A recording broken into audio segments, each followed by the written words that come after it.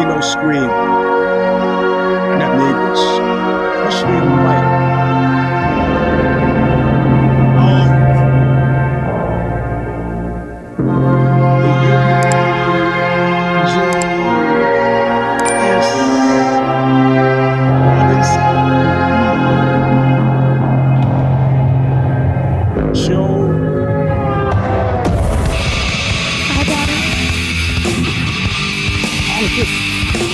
Welcome, my friends, to Show the Series Never Ends.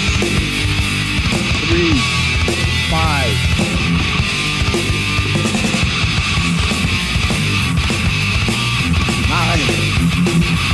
Get up to go start. Get up Bob Riley, sing it in like he has every single week since 2007. You're right. The song is called Picture All or Nothing. Still available on Revelation Records. This record is on another jump. Revelation? Yes, they're coming to Beach, California, where they seem to get their nightclub. They hit the car with a hammer. And the younger Miller coach them out of town on the rail. They open up the Stomper restaurant in Central Florida.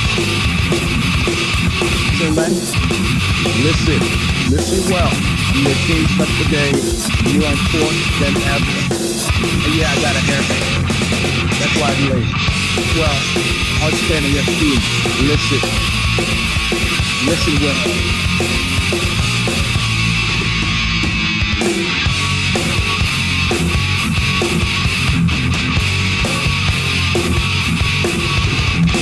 I'm on my way back nowhere. I took my time I could not see so good. Now I'm taking a real good look. I'm taking a real good look. I got a face. I'm on my way back to them. The team came back to all nothing.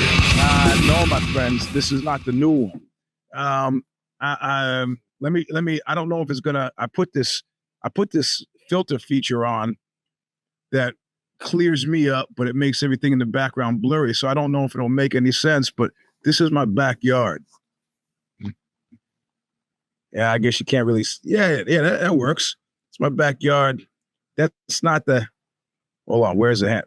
That's not the house I'm actually sitting in when I do the show usually. That is the converted garage that they call a mother-in-law unit.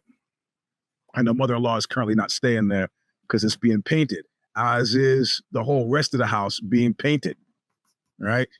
So I could sit inside. It's bad enough that I slept all night with the VOCs, volatile organic compounds, going into my head, slept with the window wide open, therefore opening myself up to possible nighttime Manson murder.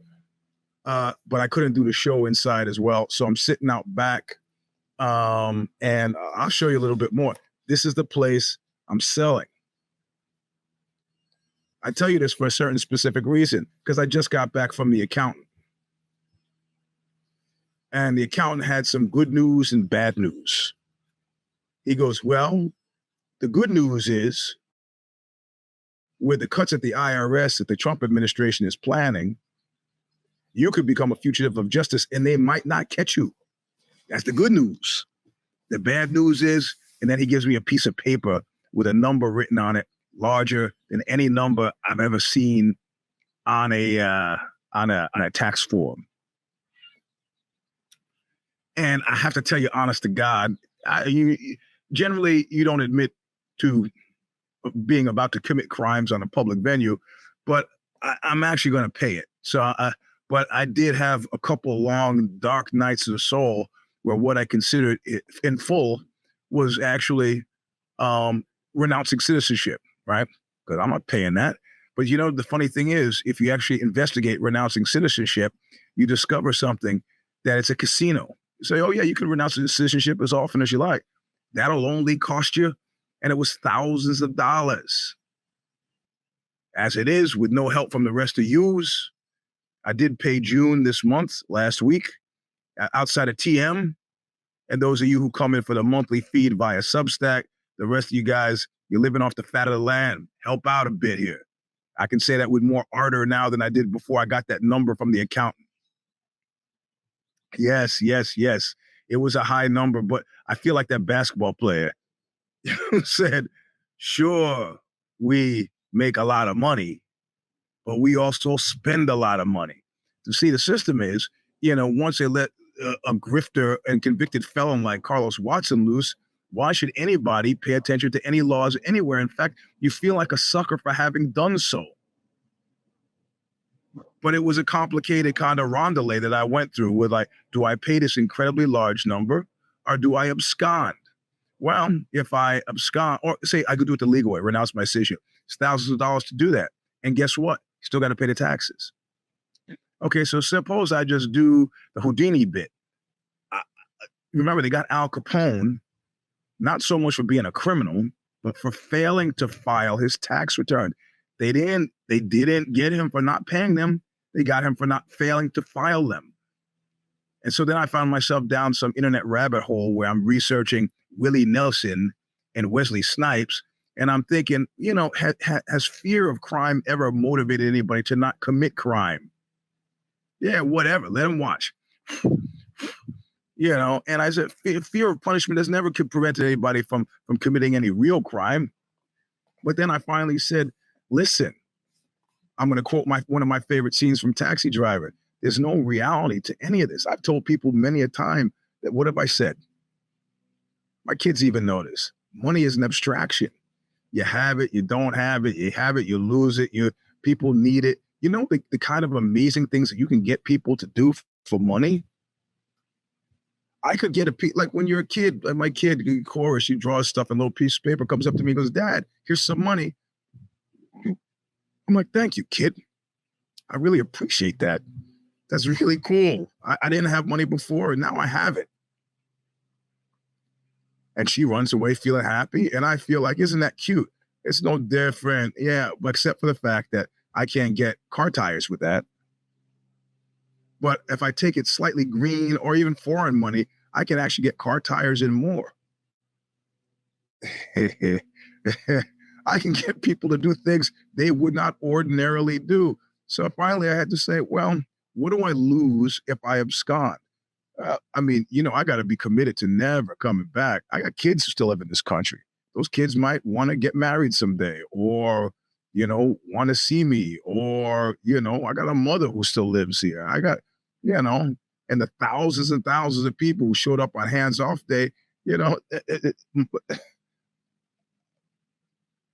so I'm going to pay it.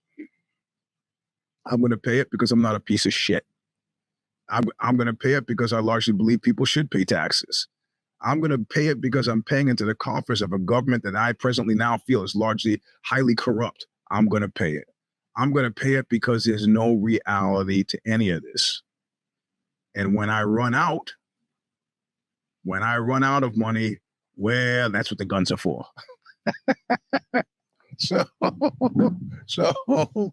God damn it. So yeah, I'm glad to have you see the house now that I'm about to sell it. I got some guys from jiu-jitsu here painting the inside. As a former house painter, I feel slightly guilty about that. But before I got this tax bill, I was all about, well, I'd rather give money to people I know than people I don't know. And that's more true than anything. It should be true for you as well. Don't give me some kind of sophistry. Oh, do I really know you, Eugene? Yeah, if you listen to the show, you probably do. So you can donate at your leisure. You got the PayPal, you got the Cash App, you got the Zelle, you got the Venmo, you got the cash in the envelope, you got the Substack, you got many ways to give me money. But enough with that. I'm sitting outside because I don't want to get brain cancer from the fumes. And on the occasion of cancer, my friend Al Burrell from SSD died today. And I have to say, I was telling some guy at jiu-jitsu yesterday, in fact, Saturday, I was like, he was like, oh, Marty G is leaving. Do you feel sad? You're going to cry?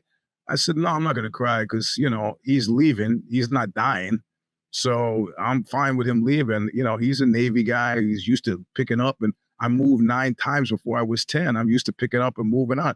The people that you make as friends, we'll still be your friends regardless. Geography is not a consideration. I'm a fucking citizen of the universe. You know, I go, you know, I play it as it lays. I go wherever the calling is. And these are people that you can count on in a pinch, like I am for them. You give me a call, if within reason, if I can be there to help, I'm going to help. This is your family. International, national, doesn't make a difference, right? So he tells me that, and he says, yeah, you're not going to. I said, man, whoa. You think I think there's something unmanly about crying? I was crying on the black belt bag of success on Thursday, sobbing my eyes out. He goes, for what? I said, well, Marty G showed me a letter that he wrote his kid. And I can't even talk about it. And I said, not only that, I know it's Tuesday. Not only that, when I was describing it at a going away party we had for Marty G on Wednesday to another guy, I'll start losing it as well. I go, listen, man, you know, when you become a father, weird things happen. You become sensitized in a way that you wouldn't. And like, I'm going to be frank with you. I've done horrible things in my life. I'll give you an example. I nailed the guy's hand to a table once. Right? But this is before I had kids. Now, I could probably still nail a guy's hand to a table. But you know, if you ran up to me while I was doing it with a little note, like, forget it. Father's Day is a holocaust for me. I can't stop sobbing on Father's Day. I'm actually glossing over it and speaking very quickly right now, because if I start thinking about it, I'll lose it again. Which you can imagine how disconcerting it is if you're the man who's having a nail put through his hand, that the guy putting a nail through his hand is sobbing. But you know what I mean? So I told the guy that, and he went on his way with much additional knowledge, and indeed was more disturbed than when he started talking. He had just intended for a little good-natured jacknapery, a little poking fun at the old man. He didn't expect all that. So, you know, Marty G's going, yeah. And last night, I you know, on the Instagram, on IG, Al Baril, he's posting something about how he almost died the night before. All right. He's in the hospital. He's had cancer. He beat the cancer, and some secondary kind of opportunistic infection popped up, and he was in the hospital, and his heart had stopped beating.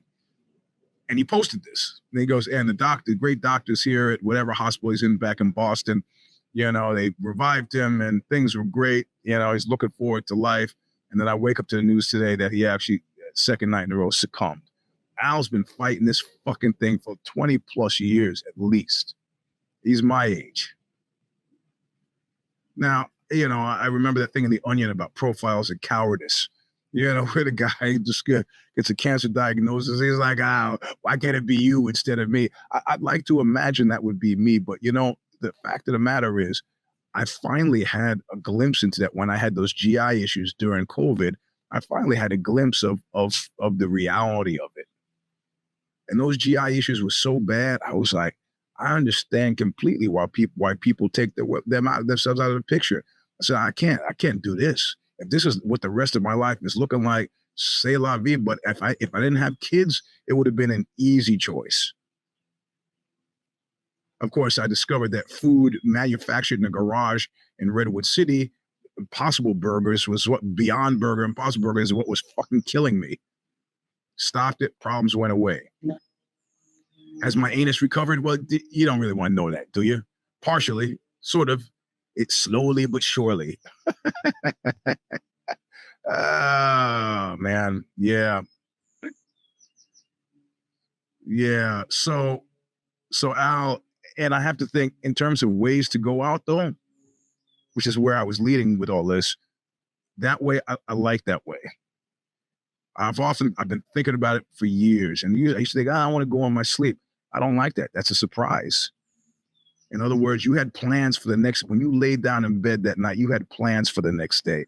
I'm going to feed the cats. I'm going to do this. I'm going to do that. It's just not going to happen. You might wake up someplace and wonder, hey, where are my slippers? And suddenly you realize, oh, yeah. Why does my house look so tiny down there or up there, as the case might be? So I didn't like that element of surprise. I also didn't like the one of the most terrifying ways to die I always thought would be to drown. Why? Because you're doing your level best to hold your fucking breath. I saw some guy, I'm sure some of you've seen it on Instagram, who was ice swimming and got trapped in the ice, and there are people on top of the ice kind of trying to like make a hole in to get him through. He doesn't have a rope. Finally, he gets his hand on a rope and they pull him out. And I was like, fuck. My level of anxiety was through the roof watching that, because you're holding the breath. And this is the moment that the phrase painfully aware was made, was Marty G is not dead. He just moved to Florida, which is kind of the same thing. You're holding your breath, and it's to the manner born for a phrase like, what is it for, I don't know. Your awareness. What is it? Shit. The digression got me. So you're holding your breath, and there's awareness that you're about to die. And you got that breath, you're holding the whole day, and you have that one moment of, this is it. And then it's it. And I don't like that either. I don't like the impending nature of it. I do not like it. So what do you want? So, well, Steve Jobs was the first one who, the way he died, stuck with me. And his whole family around, all the people he loved. And in his case, I don't know if that was that many people. I had it around his bed. And he said one word. He said, "Oh, wow," and fucking died. Now, Steve Shaughnessy, I wrote you're getting to see the whole interior. Look, there you go. That's it. That's what your house looks like. Oh, look. And then look at that. Look at the cat. The cat took my seat. Yeah. Come on. Move. Come on, buddy. Get the fuck out of here. Yes, thank you. Yeah. So Steve Jobs. Steve Jobs is laying in bed. His whole family's around him. And he's like, oh, wow. And then he dies. Now, I have to say, I don't think that the family was all happy about that. I could think of many other ways I'd rather spend a Sunday afternoon than watching a loved one die. But at the same time, I imagine there's something kind of organic, and I can't think of another word for it, wholesome to that kind of experience. Like, I'm there, see the measure of what I've created in front of me, and I'm like, you guys, I'll be waiting for you wherever people wait when these things happen, and I'm gone.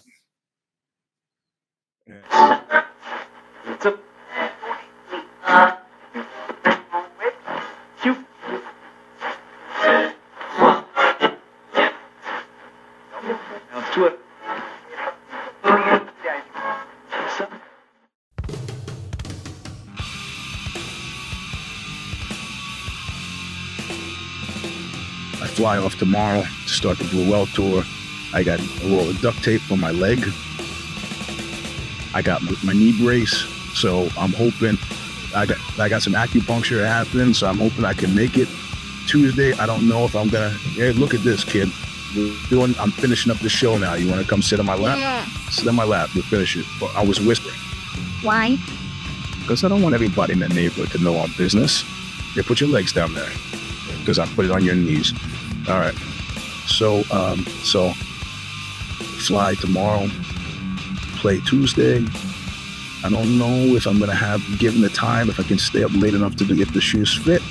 But everything should, presuming you all don't die and I don't die, I'll see you next Sunday. I have no idea what I'm going to write about, but with the Substack, if you haven't read the Substack, even if you don't know the guys, Al, you should read it, because Al's a great guy. Look at it. See? What's funny, look at your hair. When you blow your hair, when it goes up here, it gets fuzzy. You see? See, look at this. It gets fuzzy because of the camera. It's got this weird filter on it, so everything around us is fuzzy. No, it's not. Yeah, look at the plants. Look at the flowers up there. Hey, Grandma had to use the bathroom over there. Oh, she's tired. She went to jiu-jitsu today. I saw Cora. Oh, I have video of her doing takedown after takedown. It was great. It was great. Great. Don't do that because the show will end. So anyway, we're going to end 10. There's Grandma sneaking in. We're going to end 10 minutes early today because I got to pack and I got to make sure I don't have any guns in my bag. Stop it. Okay. If the show goes off before I finish, I'm going to be really upset with you. It's just easy to sit there, right? I'm trying to end the show. I will play on the hammock. You can play on the hammock. I'll show everybody you're playing on the hammock too. Yeah. This is what tired kids do around here.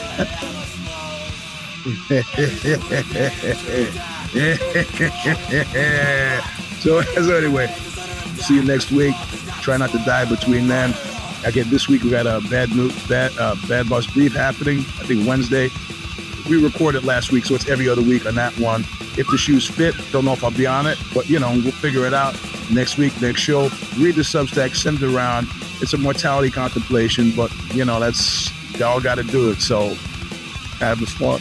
Until then, I'm not going to scream again because I don't have the neighbors to know what I'm doing. But until then, yeah, and my hairdresser guy, I got my haircut today. He turns 60 next week. Invited me to a big party. Things are going great now that he got over the gunshot wound he had. So anyway, this is 3, 5, 9. The Eugene S. Robinson Showstopper. I'm your host, Eugene S. Robinson. Thanks for listening. We'll see you soon. Look what you made me do! I'll leave it up half an hour. Don't die bloody. But don't forget, it's some crime.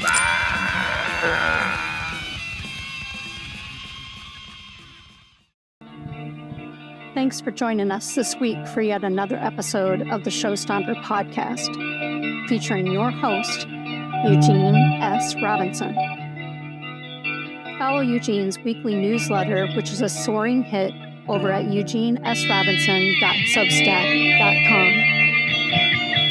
If you're still hanging on to Twitter, he's there at Eugene S. Robinson. While you're at it, you can follow him on Insta at Mr. Sleep 3. That's the number 3. For more episodes of the show that seemingly never ends, go to showstopperpodcast.substack.com. Eventually, it will house all the Knuckle Up archives we can locate.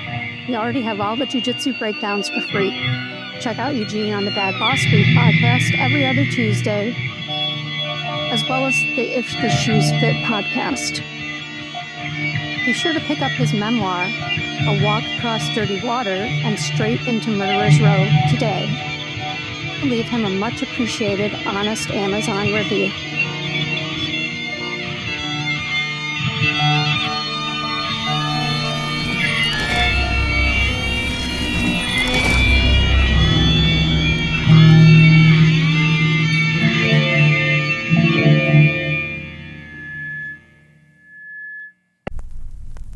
Hey, are you still there? I'm here too. This is me, June M. Williams, Eugene's producer. The show Stomper has been produced since 2013 by Original Designs, owned and operated by myself, June M. Williams. I provide Eugene with things like videography, original show graphics, motion graphics, show logos, podcast syndication, social media, and more. I can be reached at originals@gmail.com, which is spelled ORIJUNELS@gmail.com.